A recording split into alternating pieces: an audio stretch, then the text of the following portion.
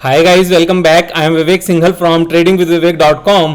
और आज मैं बात करने वाला हूं कुछ एक डिफरेंस है प्राइवेट सेक्टर बैंक्स में एंड पब्लिक सेक्टर बैंक्स में। तो यहां पर वैल्यूएशन गैप बहुत ज्यादा हो चुका है और वो किस तरीके से है, हम यहां पर एक एक करके सारी चीजें देखेंगे, एक डिटेल्ड एनालिसिस करेंगे कि कितनी अच्छी आज की डेट में यहां पर अपॉर्चुनिटी अवेलेबल है। लेकिन आगे बढ़ने से पहले द मोस्ट इंपॉर्टेंट पॉइंट कि यहां पर मेरी आपको कुछ भी खरीदने या बेचने की रिकमेंडेशन नहीं है। जो भी डिसीजन लेंगे आप अपने हिसाब से लेंगे।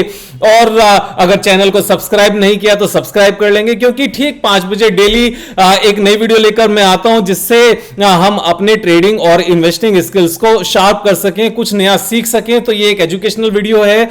अब यहां पर मैंने एक एनालिसिस की और इसकी एक डिटेल्ड वर्किंग की। तो मैंने यहां पर एसबीआई को छोड़कर बाकी सारे बैंक्स जितने भी हैं उन सब की यहां पर डिटेल मैंने एक बार नोट डाउन की। तो इसमें मैंने क्या क्या नोट डाउन किया, मैंने यहां पर शेयर कैपिटल कंपनी की उसको नोट डाउन किया, उसके बाद में reserve and then borrowings and total lending capacity. तो एक्चुअल में जितना भी बैंक के पास पैसा है, चाहे वो अपना पैसा है या फिर उन्होंने डिपॉजिट्स के रूप में लिया हुआ है, वो सारा ही इन्होंने आगे लोन पर देना होता है। मींस वो एक टोटल लैंडिंग कैपेसिटी होती है। हाँ, वो एक अलग बात है कि कुछ पोर्शन इनको आरबीआई के पास भी रखना पड़ता है। लेकिन अगर ओवरऑल देखा जाए तो अगर हम कंपेयर करेंगे एक बैंक को दूसरे बैंक से, तो परसेंटेज वाइज सबने ही रखना पड़ेगा। तो हम टोटल अमाउंट को यहां पर ले रहे हैं। तो यहां पर share capital plus reserve plus borrowing, तो ये हमारी टोटल लैंडिंग कैपेसिटी यहां पर आ गई। मैंने यहां फॉर्मूला लगा दिया जिससे इन तीनों का टोटल हो जाता है। और साथ में मैंने यहां पर जून क्वार्टर का प्रॉफिट यहां पर मेंशन कर दिया कि इस पर्टिकुलर जून क्वार्टर में कितना प्रॉफिट आया है। तो पंजाब नेशनल बैंक का ये डेटा मैंने पिक किया। इस डेटा को अगर आपने चेक करना है तो इसको चेक करने का बड़ा सिंपल सा तरीका है। पंजाब नेशनल बैंक में जाएंगे हम, screener.in पर यहां पर देखेंगे market capitalization that is 40,465 crore. तो मैंने यहां पर मेंशन कर दिया। उसके बाद में नेक्स्ट फिगर लेने के लिए हम क्वार्टरली रिजल्ट्स देखेंगे, जून क्वार्टर का रिजल्ट देखेंगे। जून क्वार्टर का रिजल्ट है 1168 करोड़, तो वो मैंने यहां पर मेंशन कर दिया। और बाकी तीनों फिगर्स हमारी आई बैलेंस शीट से। बैलेंस शीट में अगर आप देखोगे तो यहां पर share capital 2096 crore, then reserve 90,439 crore and borrowings 11,66,000 crore. ये सारे फिगर्स को मैंने यहां पर एज इट इज मेंशन कर दिया। उसके बाद में मेरा कंपैरिजन यहां पर यह है कि एसबीआई, देखो आज की डेट में टोटल 12 पीएसयू बैंक्स लिस्टेड हैं और उनमें से मैंने एसबीआई को यहां से हटा दिया है। एसबीआई को छोड़कर बाकी सारे मैंने यहां पर ले लिए हैं। तो एक बार टोटल करके देखते हैं कि इन 11 बैंक्स के पास कितना डिपॉजिट है, कितना इनका अपना रिजर्व है, कितनी इनकी लैंडिंग कैपेसिटी है और कितना इनका प्रॉफिट है और कितनी इनकी मार्केट कैपिटलाइजेशन है। तो जब मैंने यहां पर सारे ही बैंक्स को ले लिया, Punjab national bank, bank of Baroda, union bank, Canara bank, bank of India, Indian bank, central bank of India, bank of Maharashtra, Indian overseas bank, UCO bank and Punjab and Sindh bank. तो ये सारे लेने के बाद में यहां पर जो टोटल लैंडिंग कैपेसिटी है दैट इज 70,43,000 करोड़। तो ये एक बहुत बड़ी फिगर है, it's not a small amount. तो यहां पर जो डिपॉजिट्स अवेलेबल हैं बैंक्स के पास, इन 11 बैंक्स के पास दैट इज 65,75,000 करोड़। और इससे अलग यहां पर ये फिगर है 4,67,000 करोड़ की, ये अपना पैसा है। तो यहां पर 10 टाइम्स के आसपास डिपॉजिट्स अवेलेबल हैं अपने पैसे के कंपैरिजन में। और जो जून क्वार्टर का टोटल यहां पर प्रॉफिट आता है इन सारे बैंकों का मिलाकर दैट इज 7,772 करोड़ और इन सब की मार्केट कैपिटलाइजेशन है 2,62,000 करोड़, 2,62,000 करोड़। और अगर हम इन सबको 11 बैंक्स को अकेले कोटक महिंद्रा बैंक से कंपेयर करने लगे तो यहां पर आज की डेट में 11 बैंक्स की, 11 पीएसयू बैंक्स की अदर देन एसबीआई, यहां पर जो मार्केट कैपिटलाइजेशन है वो सिर्फ और सिर्फ 2,62,000 करोड़ है। इसका मतलब कि अगर कोई इन सारे 11 बैंक्स को परचेज करना चाहे करंट मार्केट प्राइस पर तो उनकी करंट वैल्यूएशन आती है 2,62,000 करोड़। और अकेले कोटक महिंद्रा बैंक की जो मार्केट कैपिटलाइजेशन है दैट इज 3,44,000 करोड़। तो ये इतना बड़ा गैप है। इसी के कंपैरिजन में अगर हम देखें टोटल लैंडिंग कैपेसिटी कितनी है 11 बैंक्स की दैट इज 70,43,000 करोड़ और अकेले यहां पर कोटक महिंद्रा बैंक की कितनी है that is only 4 lakh crore, यानी कि 17 टाइम्स है 11 बैंक्स की लैंडिंग कैपेसिटी। तो यहां पर 11 बैंक्स की लैंडिंग कैपेसिटी 17 टाइम्स है। और जो प्रॉफिट भी है, ऐसी बात नहीं है कि सिर्फ और सिर्फ लैंडिंग कैपेसिटी इनकी अच्छी है और प्रॉफिट नहीं है, प्रॉफिट भी यहां से 4.3 टाइम्स है और जो मार्केट कैपिटलाइजेशन है इन सारे 11 बैंक्स की मिलाकर दैट इज ओनली 0.76 टाइम्स, यानी कि 100% भी नहीं है, सिर्फ और सिर्फ 76% है।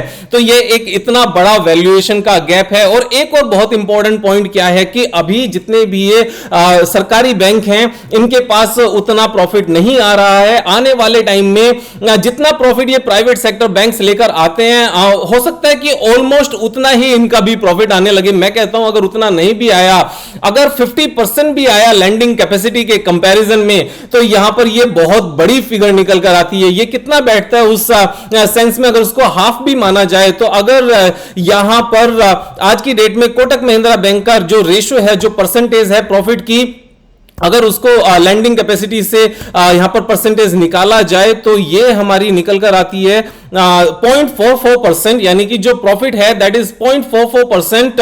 यहां पर एक क्वार्टर का प्रॉफिट है कोटक महिंद्रा बैंक का अपनी लैंडिंग कैपेसिटी के कंपैरिजन में। तो अगर सेम यहां पर निकाला जाए जो लैंडिंग कैपेसिटी है 11 बैंक्स की, अगर उसको 0.44% से कैलकुलेट किया जाए तो इनका प्रॉफिट निकल कर आता है 30,917 करोड़। और जबकि यहां पर टोटल प्रॉफिट अभी कितना है, सिर्फ और सिर्फ 7,772 करोड़, यानी कि अगर same profit percentage profit same हो जाए लैंडिंग कैपेसिटी के कंपैरिजन में, तो इन 11 बैंक्स का नेट प्रॉफिट 30,000 करोड़ बैठेगा। और जो कि अभी कोटक महिंद्रा बैंक का 1800 करोड़ है, और 1800 करोड़ के लिए भी जो मार्केट कैपिटलाइजेशन है वो 3,44,000 करोड़ है, और यहां पर 30,000 करोड़ 917 बैठता है। उसके हिसाब से इसकी जो एक्चुअल में यहां से कितने मल्टीपल बैठता है वो मैं आपको बताता हूं। तो जो टोटल प्रॉफिट बैठता है, total profit Kotak Mahindra bank के कंपैरिजन में 17 टाइम्स बैठता है। Of course this is 17 times here. तो जो 11 बैंक्स का यहां पर मार्केट वैल्यूएशन होना चाहिए वो कोटक महिंद्रा बैंक के कंपैरिजन में 17 टाइम्स होना चाहिए, यानी कि ये फिगर एक बहुत बड़ी फिगर निकल कर आती है। आप एक बार इसको ध्यान से समझना। और यहां पर यह फिगर निकल कर आती है 58,92,000 करोड़। मैं ये कहता हूं कि अगर public sector banks private sector banks के कंपैरिजन में अगर हाफ भी परफॉर्म करेंगे, जस्ट 50% भी परफॉर्म करेंगे, तब भी अगर 50% इसको कर लिया जाए, डिवाइडेड बाय 2 कर लिया जाए, तो यहां पर 29 लाख करोड़ आता है। यानी कि यहां से ये public sector banks almost 11 times हो सकते हैं। तो 11 टाइम्स की ये फिगर निकल कर आती है। अगर 50% भी यहां से परफॉर्म करते हैं तो 11 टाइम्स यहां से होने के चांसेस हैं, और जो यहां से आगे ग्रोथ होगी वो अलग है। तो इतना तो सिर्फ और सिर्फ ये वैल्यूएशन गैप है। अब पॉइंट ये आता है कि विवेक भाई आपको क्या लगता है कि ये 50% भी परफॉर्म कर पाएंगे? पहली बात तो यहां पर 100% परफॉर्म की मैं बात नहीं कर रहा हूं, यहां पर 50% परफॉर्म की बात कर रहा हूं। दूसरा, अगर क्वेश्चन हमारे माइंड में आता है जो जेन्युइन है कि 50% भी आना क्या इतना आसान है? देखो यहां पर आरबीआई ने और सेंट्रल गवर्नमेंट ने, क्योंकि आरबीआई भी अकेले कुछ नहीं करती, सेंट्रल गवर्नमेंट का भी उसमें पूरा रोल होता है, तो यहां पर आरबीआई ने कुछ रूल्स निकाले हैं। जिन रूल्स को अगर आप पढ़ोगे तो आपको इसमें क्लैरिटी आएगी। मैंने इसको डिटेल में पढ़ा, तो एक इन्होंने सर्कुलर निकाला था, उस सर्कुलर के हिसाब से यहां पर मैं एक बार रीड करने की कोशिश करता हूं। The Reserve Bank of India circular to banks for the need of discipline led to closure of a large number of current accounts when the deadline for the compliance ended July 31st। तो इन्होंने last year एक अगस्त में एक circular निकाला था जिसकी deadline अभी जुलाई 31st है, जो कि लास्ट मंथ है, अभी 31 अगस्त है, एक ही महीना इस चीज को लेकर हुआ है। इन्होंने अगस्त 6 लास्ट ईयर ये सर्कुलर निकाला था, और सर्कुलर में एक्चुअल में लिखा हुआ था नो बैंक शैल ओपन, यहां पर ये मेंशन्ड है, no bank shall open current accounts for customers who availed credit facilities in the form of cash credit or overdraft from the banking system, and all the transactions should be routed through the CC or OD account it said। तो actual में हो क्या रहा है यहां पर, इस बात को ध्यान से समझना कि पूरी कहानी क्या है। यहां पर जो लोन लिया जा रहा है करंट अकाउंट या फिर क्रेडिट लिमिट के रूप में, मींस करंट अकाउंट के ऊपर जो कैश क्रेडिट होता है, जो ओवरड्राफ्ट फैसिलिटी होती है जिसमें लोन लिया जाता है बिजनेस के लिए, वो तो लिया जा रहा है प्राइवेट सरकारी बैंक से, पीएसयू बैंक से, लेकिन जो सर्विसेज हैं, सर्विसेज ली जा रही है सारी की सारी प्राइवेट सेक्टर बैंक से, क्योंकि private sector bank as such means कहने के लिए या फिर एक्चुअल में भी डिफरेंस तो है। देखो वो थोड़ा सा बेटर सर्विस देती है, तो जितनी भी कमाई वाले जो जितने भी प्रॉफिट वाली सर्विसेज हैं, जैसे कैश डिपॉजिट है, कैश मैनेजमेंट है, उसके साथ में कैश विड्रॉल है, या एक जगह से दूसरी जगह लेकर जाना है, या फिर ओवरड्राफ्ट फैसिलिटीज हैं, चेक इश्यूज हैं और चेक डिपॉजिट हैं, चेक बाउंस हैं, मिनिमम बैलेंस हैं, ये सारी जितनी भी फीस होती हैं ये सारी तो जा रही हैं एचडीएफसी बैंक को, कोटक बैंक को, आईसीआईसीआई बैंक को, एक्सिस बैंक को, लेकिन जो लोन लेना है वो आ रहा है सारा का सारा सरकारी बैंक से। तो एक्चुअल में जो करंट अकाउंट्स हैं वो आज की डेट में भी सरकारी बैंकों के पास ही ज्यादा हैं, क्योंकि जो बिजनेसेस हैं वो पुराने बिजनेसेस हैं और वे अभी पूरे पूरे शिफ्ट नहीं हुए। तो बिजनेस हाउसेस ने क्या किया, अपने जो लोन लेने की जो प्रक्रिया है, जो प्रोसेस है, वो तो सारा का सारा सरकारी बैंक से ही रखा, लेकिन यहां पर जो फैसिलिटीज हैं वो सारी की सारी प्राइवेट सेक्टर बैंक से लेनी शुरू कर दी, यानी कि जो फीस जाएगी वो प्राइवेट सेक्टर बैंक्स को जाएगी और जो लोन जाएगा, जो लोन लिया जाएगा वो पब्लिक सेक्टर बैंक से लिया जाएगा। यहां पर आरबीआई ने इस चीज के लिए साफ साफ मना कर दिया है कि जिस बैंक से आपने कैश क्रेडिट फैसिलिटीज ली हैं, जिस बैंक से आपने ओवरड्राफ्ट लिया है, उसी बैंक में सारी की सारी ट्रांजैक्शन होंगी, यानी कि जो भी फीस से रिलेटेड इनकम है वो सारी की सारी अब उसी बैंक को जहां से लोन लिया जाता है। अब मैं आपको यहां पर एक छोटा सा डिफरेंस दिखाता हूं कि कितना बड़ा डिफरेंस है। आईसीआईसीआई बैंक में हम एक बार जाते हैं और P&L स्टेटमेंट में जाते हैं, तो यहां पर अगर आप देखो फाइनेंसिंग प्रॉफिट कितना है, financing profit is in minus of 44,000 crore. ये एक साल की फिगर है और ये माइनस में होने का मतलब क्या है, यानी कि इनके पास जो डिपॉजिट्स हैं उसके ऊपर ज्यादा पे करते हैं और जो इन्होंने लोन दिया हुआ है उसके ऊपर कम आता है। क्यों? क्योंकि जो एफडीज है वो पुरानी चली आ रही है और जो लोन दिया जाता है वो न्यू रेट पर होता है। तो यहां पर उस पूरी फिगर को मेंटेन करना इतना आसान नहीं है और जो लोन दिया भी हुआ है उसके ऊपर पूरा इंटरेस्ट नहीं मिलता, क्योंकि उसमें कुछ एनपीएस भी हैं।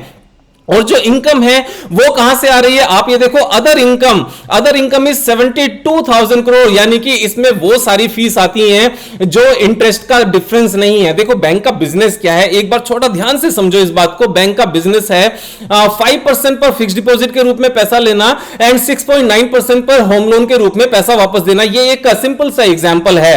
तो जो बचा हुआ डिफरेंस होता है उससे इनकी इनकम होती है और उस इनकम को फाइनेंसिंग प्रॉफिट कहा जाता है। अब ये माइनस में क्यों है? ये माइनस में इसलिए है कि अगर किसी ने 6 इयर्स बैक 8% के ऊपर अगर फिक्स डिपॉजिट किया था तो उसको इंटरेस्ट अभी भी सेम रेट पर जा रहा है 8% के ऊपर, लेकिन जो नया लोन देना है क्योंकि मार्केट में कंपटीशन है वो 7% से जा रहा है, 6.9% से डिस्ट्रीब्यूट हो रहा है। तो और इसमें कुछ लोगों को जो पहले लोन दिया हुआ था उनसे इंटरेस्ट नहीं आ रहा है, तो उसमें एनपीए भी है, साथ में कुछ पैसा आइडल भी रखना होता है, तो उसके ऊपर भी इंटरेस्ट की इनकम नहीं होती। तो यहां पर ये माइनस है। एचडीएफसी बैंक ही इनमें से एक ऐसा बैंक है जो इसके ऊपर भी प्रॉफिट कमाता है, यानी कि इसका नेट जो फाइनेंसिंग प्रॉफिट है दैट इज इन प्लस। लेकिन फाइनेंसिंग प्रॉफिट प्लस में होने के साथ में अगर आप देखोगे अदर इनकम कितनी है 29,000 करोड़, यानी कि ये सारी फीस वाली इनकम है जो बैंक चार्ज करता है सर्विसेज प्रोवाइड करने के लिए। और अगर हम पीएनबी को देखें तो ये कितना है, अगर हम यहां से देखें तो हमें थोड़ा सा आइडिया लगेगा। हम ईयरली रिजल्ट्स में जाते हैं तो यहां पर ये अदर इनकम 12,000 करोड़ है और फाइनेंसिंग प्रॉफिट यहां पर काफी माइनस में है। अब यहां पर एक चीज देखो, जो टोटल रेवेन्यू है 80,000 करोड़ है। यहां पर अगर हम देखें बोरोइंग कितनी है, इनके पास 12 लाख करोड़ के आसपास है और 12 लाख करोड़ के ऊपर जो अदर इनकम है दैट इज ओनली 12,000 करोड़। इसी के कंपैरिजन में अगर हम एचडीएफसी बैंक को लें तो यहां पर चीजें सारी की सारी क्लियर हो जाती है कि इनके पास जो लैंडिंग कैपेसिटी है दैट इज 15-16 लाख करोड़ और यहां पर इनको जो अदर इनकम है दैट इज 30,000 करोड़। और आईसीआईसीआई बैंक में भी ये फिगर बहुत ज्यादा है। अगर हम यहां पर लैंडिंग कैपेसिटी की बात करने लगे दैट इज ओनली 12,000 करोड़, यानी कि जितनी पीएनबी की है, लेकिन यहां पर जो अदर इनकम है दैट इज 72,000 करोड़। तो यहां पर बहुत बड़ा गैप है क्योंकि आईसीआईसीआई बैंक कॉर्पोरेट को ज्यादा सर्विसेज देता है और यहां पर अदर इनकम ज्यादा होती है। एचडीएफसी बैंक के पास रिटेल ज्यादा है तो वहां पर जो अदर इनकम है एचडीएफसी बैंक की कम है। तो ये सारे बेनिफिट्स यहां पर मिलने वाले हैं सारे सरकारी बैंकों को।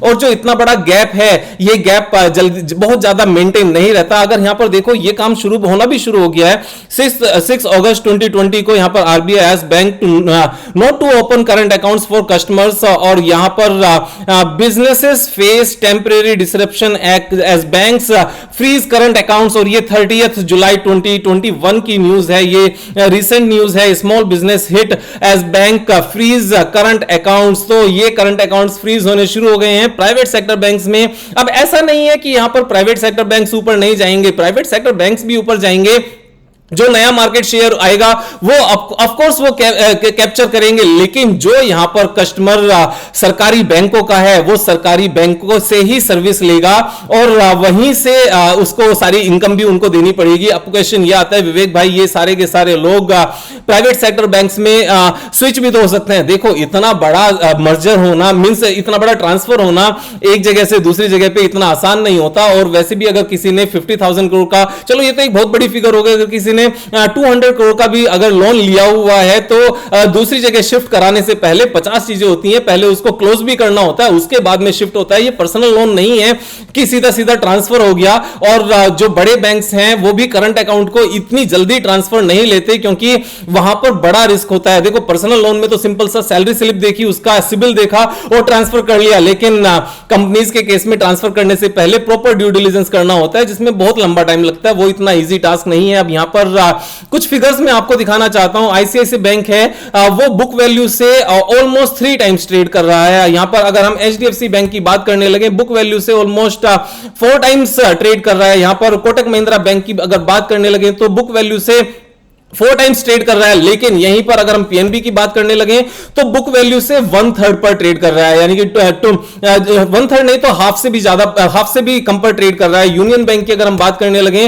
तो 1/3 के आसपास ही ट्रेड कर रहा है। यहां पर इंडियन बैंक की भी बात करने लगे हम यहां पर तो वो भी 1/3 पर ट्रेड कर रहा है। और बैंक ऑफ इंडिया की भी बात करें तो सेम ही सिचुएशन है, बैंक ऑफ बड़ौदा की भी सेम सिचुएशन है और सभी बैंकों की यहां पर सेम सिचुएशन है। तो यहां पर प्रॉफिटेबिलिटी सुपर आने वाली है। एक चीज मैं आपको टेक्निकली दिखाना चाहता हूं, यहां पर जब मैं पीएनबी की बात कर रहा हूं तो आप ये एक बार वॉल्यूम देखो जो इस 36 के लेवल पर है, 40 के लेवल पर है। इतनी बड़ी वॉल्यूम आज तक भी नहीं आई। अगर मैं इसको वीकली चार्ट पर आपको करके दिखाऊं तो आप देखो जब से ये बैंक बना है 2002 से बना है, नहीं जब से लिस्ट हुआ है एक्चुअली, जब से डेटा अवेलेबल है 2002 से, यानी कि 19 ईयर्स से इतनी ह्यूज वॉल्यूम आज तक नहीं आई। तो इन बैंकों को खरीदने वाला कोई तो होगा। टाइमलाइन जो डेडलाइन थी 31 जुलाई की वो ओवर हो चुकी है। आने वाले टाइम में जो इन बैंकों के प्रॉफिट्स आएंगे वो सुपर्ब आने का सिर्फ और सिर्फ यहां पर उम्मीद नहीं है, वो एक कंफर्मेशन है। एक और चीज अगर आप देखो तो इनके रिजल्ट्स अच्छे आने शुरू हो गए हैं। जून क्वार्टर में 1187 करोड़ का प्रॉफिट है,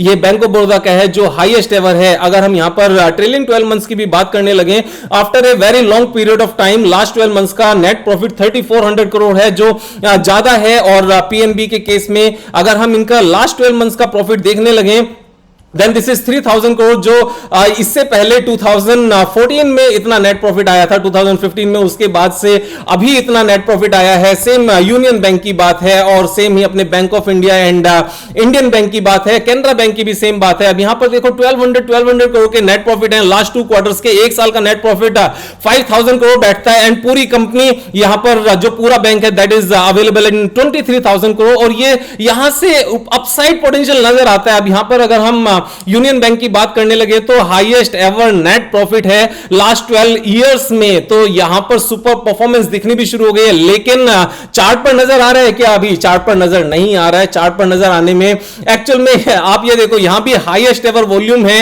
और जो इसका हाईएस्ट एवर प्राइस था that was 430 almost, right now it is quoting at 35। तो ये एक ऐसी अपॉर्चुनिटी है जो मैं आपको सही बताऊं लास्ट 9 इयर्स में या 10 इयर्स में इससे पहले कभी नजर नहीं आई। बेसिकली इससे पहले इस तरह की अच्छी अपॉर्चुनिटीज 2013 में नजर आई थी जब small cap and mid cap was trading at a dirt cheap prices. But right now again जो पीएसयू बैंक्स में अपॉर्चुनिटी है, इस तरह की अपॉर्चुनिटीज रोज रोज नहीं आती। अब मैं इतनी जो बातें कर रहा हूं मैं सिर्फ अपॉर्चुनिटी की बात कर रहा हूं, मैं आपको ट्रेड करने की बात नहीं कर रहा हूं, क्योंकि इस तरह की अपॉर्चुनिटीज में जहां ऑपरेटर भर भर के माल उठाते हैं तो उनको भी एक लेवल पर उस स्टॉक को लेकर रखना होता है, स्टॉप करना होता है, रोकना होता है, तभी जनरल पब्लिक परेशान होकर अपना सारा माल निकालते हैं। और उसके बाद में जब रैली आती है तो रैली बहुत स्ट्रॉन्ग रैली होती है। यहां पर जैसे मैंने बताया यूनियन बैंक का भी सेम सीन है, पीएनबी का मैं आपको दिखा चुका हूं। उसके बाद में अगर बैंक ऑफ इंडिया की हम बात करने लगे तो बैंक ऑफ इंडिया का भी एक बार अगर आप चार्ट ओपन करके देखो तो सारी चीजें यहां पर अच्छे से नजर आती हैं। और बैंक इंडिया, यहां पर बैंक ऑफ इंडिया का ये चार्ट है। अब ये देखो इसका लाइफ टाइम हाई कितना था, 600, right now quoting at just 67, highest ever volume in this range. इससे पहले इतनी वॉल्यूम्स कभी नहीं आई। तो ये सारे के सारे यहां पर ये इनसाइड इंफॉर्मेशन नहीं है, पब्लिकली अवेलेबल है, लेकिन हम इनको एनालाइज करेंगे, एक कन्विक्शन बनाएंगे, इनको होल्ड करके रखेंगे, 4 साल लगाएंगे, तभी यहां पर मोटे पैसे बनेंगे। मोटे पैसे बनाने हैं तो थोड़ा सा टाइम देना पड़ता है। रोज रोज ट्रेड करने में बहुत ज्यादा मजा नहीं आता। इंट्राडे तो means intraday and future and options are not my cup of tea, क्योंकि मुझे पता है कि 2 दिन पैसे आएंगे, तीसरे दिन जितने कमाए थे वो भी जाएंगे और उससे ज्यादा भी जाएंगे। तो यहां पर डिटेल में जब चीजों को समझना होता है, ऑपरेटर्स गेम को भी समझना होता है। और जहां तक ऑपरेटर्स गेम की बात है, मैं बहुत ज्यादा खुल के यहां पर नहीं बता सकता, लेकिन पर्सनलाइज क्लासेस में जो एक क्लोज ग्रुप होता है तो वहां पर बहुत सारी चीजें बताई जाती हैं। अगर आपको बैच ज्वाइन करना है तो 3 सितंबर को यानी कि कमिंग फ्राइडे को नया बैच अपना स्टार्ट हो रहा है। डिस्क्रिप्शन बॉक्स में नंबर लिखा हुआ है, आप उसके ऊपर कॉल करके अपनी सीट को बुक करा सकते हैं और यहां पर ट्रेड अपने हिसाब से करना है, सब्सक्राइब मेरे कहने से करना है। Thank you so much, have a nice day. कल फिर मिलेंगे एक नई वीडियो के साथ, तब तक मजे करो यार।